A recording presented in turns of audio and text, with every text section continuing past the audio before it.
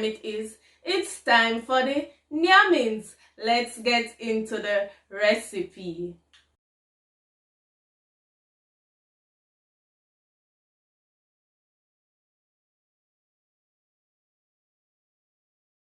Let's make our one pot orzo. Over here we have our orzo, of course, and orzo is just a pasta that looks like rice. It's not rice, but it looks very much like rice. And over here we have some thinly sliced mushrooms. We have some diced onions here. We have some green peas. Over here we have some butter, some diced garlics, and here we have some goat cheese, some baby spinach, and here we have some chicken broth. The full recipe will be in the description below. How do you get in the description below? Click on the title of the video and it brings you to the description. Okay? So let's start cooking. Here I have some butter, so we're just gonna let this butter get melted and then we move on to our next step. Now that our butter is melted, we're going in with our mushrooms and we're just gonna saute them for about 4 to 5 minutes until they release their juices. So now we can see that our mushrooms are becoming nice and tender. We're going in with some black pepper here and a sprinkle of salt. And we're just going to mix everything together to get that salt and pepper evenly distributed. And next we want to go in with our onions and garlics.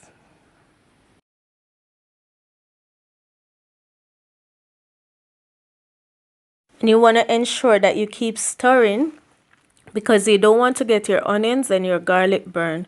And we're just going to stir until they become translucent. And next we want to go in with our orzo.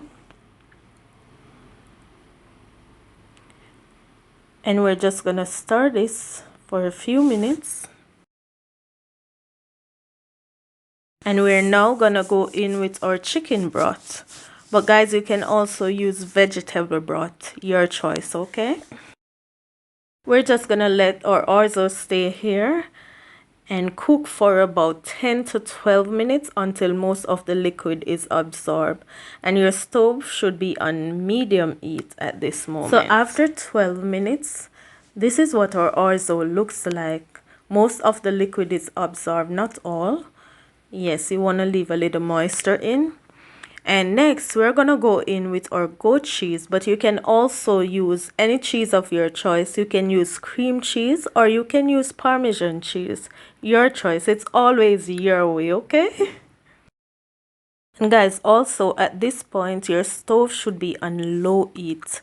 Yes, and we're going to go in with or green peas. I am using frozen peas, but you can use fresh peas. Fresh or frozen does not take long to cook. Just a few minutes. So we're just gonna start in our green peas. And guys, we're almost there. And last but not least, we're going in with our baby spinach. And here you can also use baby kale, your preference, okay? So we're just going to start in our spinach and then we're going to leave it for a few minutes until it becomes quilted. So after a few minutes, now we can see that our spinach is now become quilted. What we can do here, we're going to go ahead and add some black pepper, just a sprinkle of black pepper, just a final touch. And you can also add salt, but make sure to taste because the cheese is already salted, but we all have different preferences. So I'm just going to start in our black pepper and then we're going to cover our pot and leave it for a minute or two and then our meal should be ready.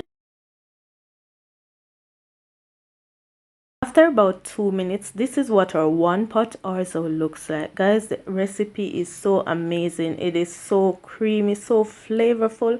The combination of the cheese, the peas, the mushrooms, and the spinach. Guys, it's fantastic. Give it a try. I'm now gonna go ahead and plate up some for you. Here we have it. Enjoy the recipe. Thank you so much for watching. Thank you for liking, commenting, and sharing, and also subscribing. See you in my next video. Bye.